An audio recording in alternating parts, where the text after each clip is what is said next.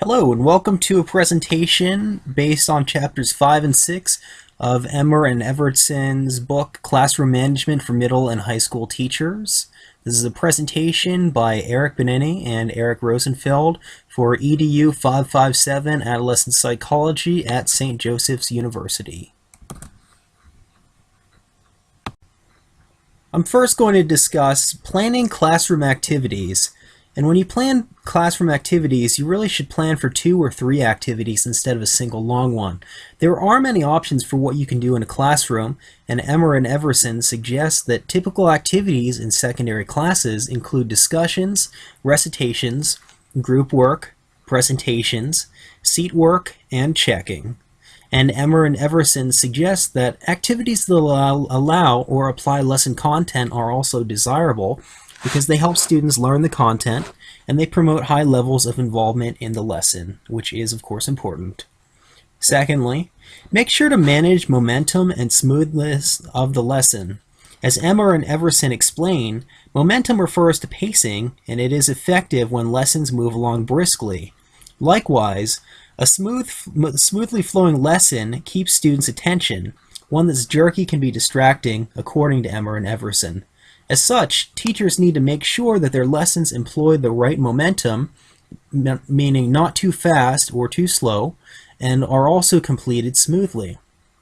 Next up, teachers must understand with-itness and overlapping, 2 terms from the Emmer and Everson chapter 5, and Emmer and Everson explain that these concepts are based on Kunin's concepts for managing group instruction. According to the authors, with-itness is the degree to which the teacher corrects misbehavior before it intensifies or spreads, and overlapping refers to how the teacher handles 2 or more simultaneous events. Teachers need to be able to correct misbehavior and redirect students to the lesson. Likewise, teachers need to be able to handle several simultaneous things going on in the classrooms. A teacher who has good overlapping skills, according to Emmer and Everson, handles both events without dropping one to handle the other or ignoring the second event. Thus, teachers must be able to handle multiple events going on at the same time in order to maintain classroom control. Next, you should try to manage transitions between activities well. Quote, when teachers structured transitions, off-task-based behavior was substantially reduced. That's from Arlen, 1979, in Emmer and Everson, 2009. If you do have long delays between activities, this can lead to problems in classroom management, such as students misbehaving during lag time that may flow over into the next activity. Emmer and Everson explain, the causes of transition problems include a lack of readiness by the teacher or the students for the next activity, unclear student expectations about appropriate behavior during transitions, and faulty transition procedures. By working on transitions, teachers can minimize issues that may occur during them and have a relatively seamless flow into the next activity. Next, maintain group focus. Emmer and Everson explain the teacher must be conscious of the group influence of instruction. Like a conductor leading an orchestra, the teacher must elicit the performance of individuals and still provide signals and direction that keep the whole class together. Now, this can be accomplished through group alerting, where a teacher tries to engage the attention of the whole class while individuals are responding by creating suspense, by telling students they may be called on next, calling on them randomly, asking students to listen carefully because they might be called on to add to the answer, as Emmer and Everson explain. Next, quote, let students know that their performance will be observed and evaluated in some manner. And it is important that students understand that they will be evaluated for what they do in class. Emmer and Everson remind teachers that student performance does not necessarily have to be recorded with a letter grade, but it should be recorded somehow. And this will help students understand that they will be held accountable for their in-class performance, which Emmer and Everson suggest is a good way to maintain group focus. Next, organize the parts of your lesson into a coherent sequence. And this is important because it will help you to make sure that there is a smooth flow in what you want to accomplish during a lesson. Emmer and Everson also suggest that teachers work through some of the homework or classwork themselves so that they get an understanding of how students will approach it and what they will think of it. Emmer and Everson also note, consider what interest the lesson is likely to have for students. Will you be enthusiastic about teaching this material to your classes in this way? This is also important to consider, given that students must feel that the material you teach them is useful and worthwhile for them to learn. Next, and lastly, list the objectives of the lesson before presenting new material. And this will help students understand the sequence of what you will be working on in class that day, providing students with a logical progression to follow, a roadmap essentially. Also, make sure to keep your lesson within the map of the lesson that you explain at the beginning of the class. The next topic I'm going to discuss includes the various types of classroom activities. These include the opening, checking, recitation, content development, discussion, seat work, small group work, test administration, student presentations and demonstrations, and lastly, the closing. In the opening, according to Emmer and Evertson, the chief concern in this activity is to help the students make an orderly transition into the classroom and be ready for the rest of the period, while the teacher handles administrative tasks such as the attendance check and helps previously absent students. Emmer and Evertson also explain that the opening can also use either academic warm-ups or an administrative routine with stated expectations for student behavior. Checking allows students to check their own work according to Emmer and Evertson. Checking provides quick feedback to students and allows the teacher to identify and discuss common errors on assignments, as Emmer and Evertson explain. Recitation is, quote, an oral form of checking, according to Emmer and Evertson. It can be used to provide practice, quickly review content, or check student understanding of a previous lesson or assigned reading.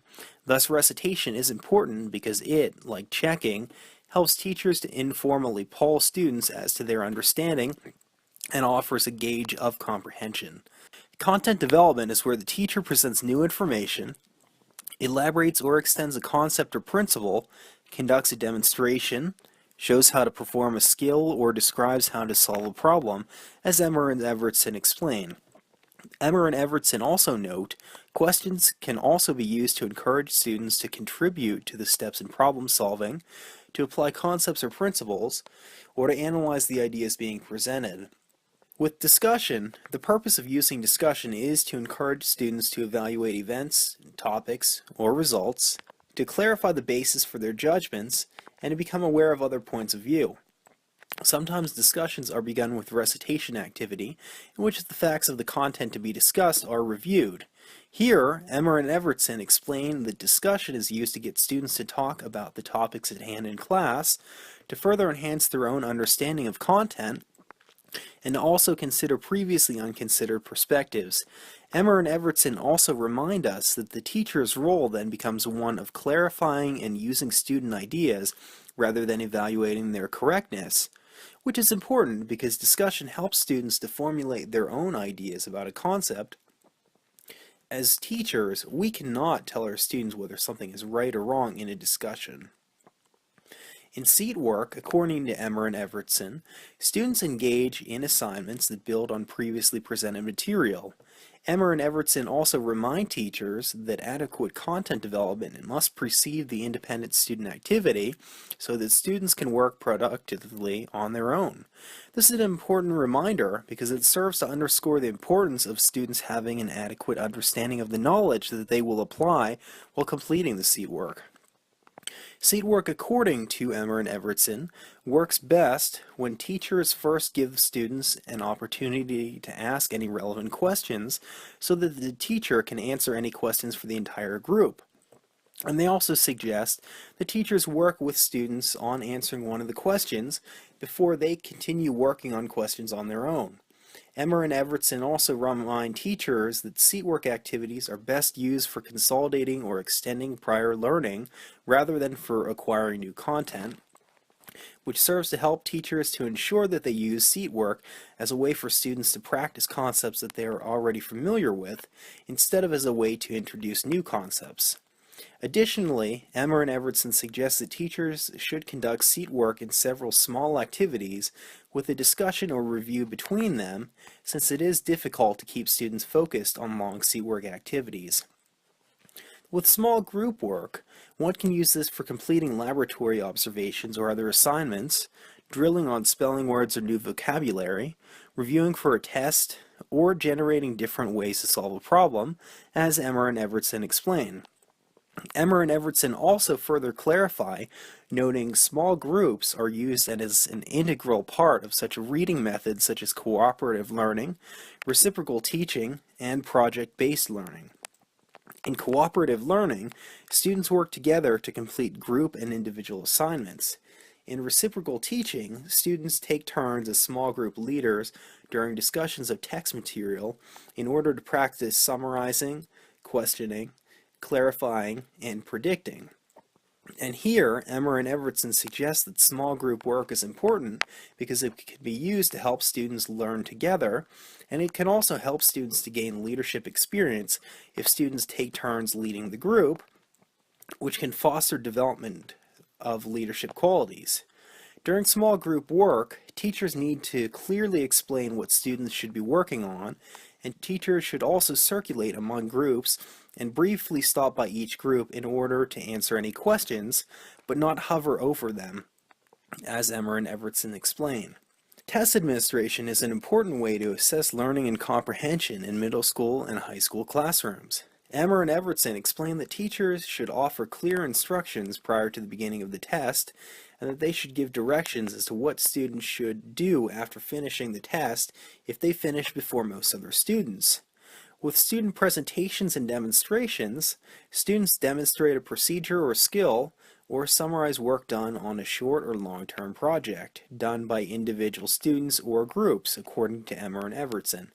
Emmer and Evertson also note that teachers should explain to students how they should participate in the presentation as an audience member.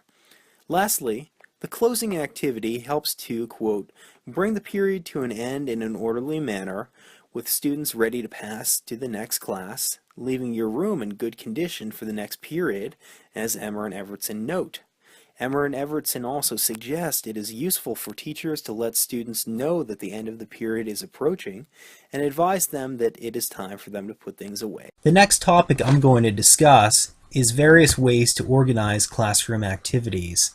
Emmer and Evertson give two different major ways of organizing classroom activities, including, number 1, an opening routine, 2, checking, 3, content development, 4, seat work, group work, or discussion, and 5, a closing. As an alternative, Emmer and Evertson suggest doing an opening is number 1, number 2, checking, 3, first content development activity, 4, seat work or group work activity, 5, discussion or checking or recitation, 6, second content development activity, 7, second seat work or group work activity, and 8, the closing. Now, Emmer and Evertson suggest that the first option works well when you have only one topic that you want to teach within a class period. As they write, it allows checking and feedback on previous work, it provides for the presentation of new material, and it has a practice or application activity. The first option, however, does not work well when you want to teach more than one concept in a particular class period. As such, the second option may work better. The second option works well when you want to teach two different concepts within a class period, and it offers a way for students to practice the first concept before moving on to the second concept. This idea works well for block scheduling, according to Emmer and Evertson, and it also works well for complex lessons, enabling them to be divided into two segments, along with a way for students to practice what they learn in between.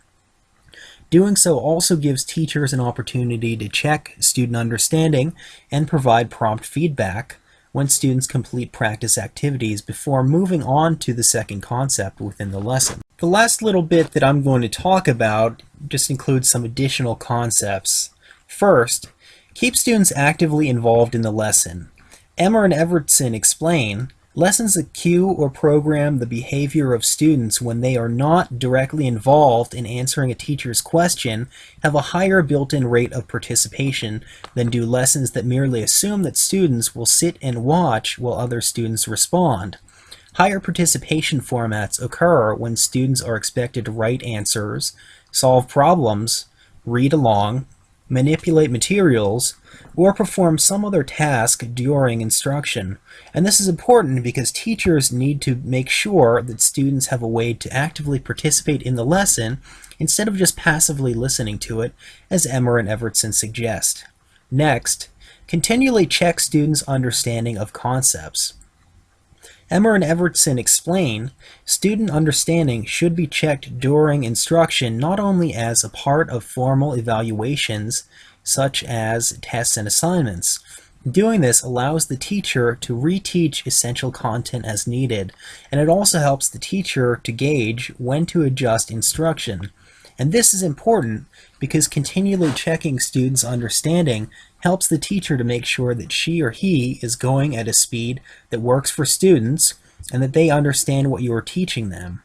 Ways to do this include asking students to define or explain concepts from prior lessons, asking students to write written responses to questions during a presentation, students working in groups, discussing questions in a group, and one student responding as a group leader. The teacher may use an overhead projector to ask questions during a lesson and ask students to raise hands to respond, or observing student behavior, looking to see if students understand, and also circulating through the classroom to make sure students comprehend concepts. The next portion of the presentation will be conducted by Eric Rosenfeld, who will discuss managing cooperative learning groups from Chapter 6 of Emmer and Evertson's book. Before introducing the topic of a group activity, it is important for the teacher to prepare the logistics of the classroom so that students are primed to collaborate with their peers. According to Emmer and Evertson, the physical layout will establish boundaries and also provide visual cues for the new dynamic of group activities. The teacher should position desks or tables in clusters that will allow each group its own space that is separate from the other groups. This will help establish intimacy and set the tone for group collaboration. If the teacher frequently utilizes groups, or if successive classes will feature group activities, the teacher should prepare the layout in advance. This has two advantages. The first, as Emmer and Evertson note, is to save time. The teacher will not have to reconfigure this every day. The second is so that the dynamic of group collaboration is preserved from session to session rather than being broken up by the students or the teacher having to rearrange the space each time a new class begins. A major complaint of teachers and students who participate in group activities is the greater noise level. The teacher must instruct students to limit their voices to their immediate area, perhaps suggesting that they use inside or 12-inch voices. The teacher should also establish audiovisual cues for students to follow if the teacher has to intervene or redirect their attention. For example, a short clap or a code word can be used to signify that students stop and redirect their attention to the teacher. Different signals can be developed for different tasks. For example, one might signify pausing discussion and writing a reflection, while another may signify having each individual give a progress report to the other members of the group. Some of the methods described in Chapter 6 are geared toward younger children. Teachers will have to calibrate their actions according to the age of the students in their classes. Teachers usually use a hybrid grading system. The group as a whole will receive a grade, and each student will individually receive a grade for his or her contribution. This allows each student to control some of the outcome while also remaining invested in the collaborative procedure with other group members. Grades do not have to be mixed. If the group receives a single grade for all members, the teacher should more actively monitor and evaluate individual progress to ensure equal participation. If students make a group project but are only graded for their individual components, the teacher must also monitor the group members' activity to ensure that the students continue to function as a group and do not revert to individual style assignments. When assigning tasks, the teacher should keep in mind the strengths and weaknesses of each student. A quiet student might be better at a written component, whereas a visual learner might be better at creating graphics. Teachers should try to profile the students in advance to gauge which multiple intelligence type would fit well for each. Alternatively, teachers can deliberately pick a task that might be harder for a specific student. This will force them to practice that skill, and they will hopefully be emboldened by the group collaboration aspect. Finally, students may self-assign their roles. For certain tasks and group projects, pair work might be better suited. As the authors note, teachers should not arbitrarily create groups of certain sizes. The nature and size will depend on the type and scope of activity. If individual grades will be issued as part of a student's assessment, teachers should consider incorporating peer evaluation into that assessment. Peer evaluation can also be used as a component, since this is a useful skill in and of itself. Finally, teachers should establish a quantifiable way to track student participation and effort. One way is to physically carry a clipboard or journal when circulating the room. Another is to have students report their own or other members' progress, or to have students hand in work at intervals to make sure they are on track. The last thing the teacher must be wary of is intervening in a group to redirect their attention or to pause, to cause them to consider or take another turn in their activities. In this instance, the teacher should serve as a facilitator or a mediator rather than an arbitrator. Rarely, the teacher can call individual students aside to talk with them and try to redirect them to the appropriate task at hand. Students need to use a diverse skill set during group work. Emmer and Evertson set out 3 categories of skills on pages 120 to 122. The first category is social skills, which involves interpersonal skills. According to the authors, active listening requires listening without interrupting, summarizing other ideas, incorporating them into ongoing group discussion, and using them constructively in completing the group assignment. Taking turns in sharing materials, if you are using physical resources, is also important to effective cooperation. Another important skill is the ability to give support, accept differences, remain friendly, and encourage resolution. Group work is inherently personal, so social skills are paramount. Next, students must be able to explain their thoughts and also explain what they want to accomplish.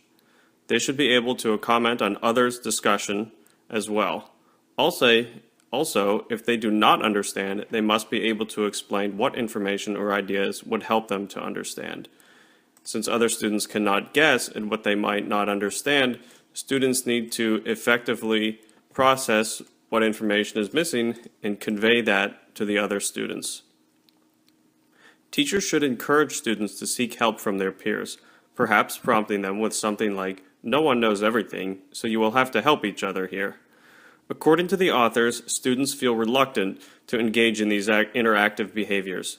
Page 121 contains a useful list of ways the teacher can facilitate this process.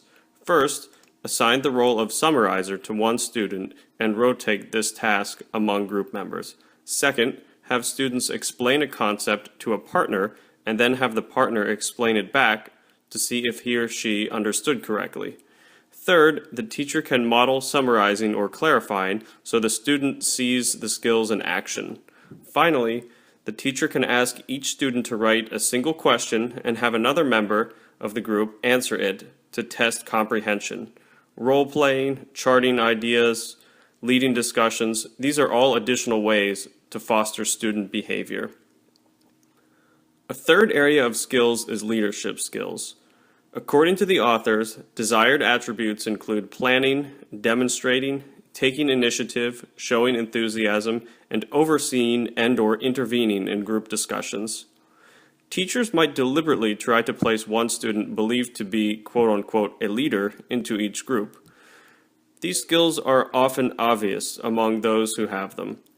Leadership skills require interpersonal intelligence, but even those who do not innately possess such skills can learn to enact them. Teachers can make different students mini-leaders for different aspects of a group assignment. Encouraging students in these roles is an effective method, as is praising the group for meeting pre-established goals. These three categories of skills, social, explaining, and leadership, do not operate in isolation. Some students will possess varying degrees of proficiency in each category.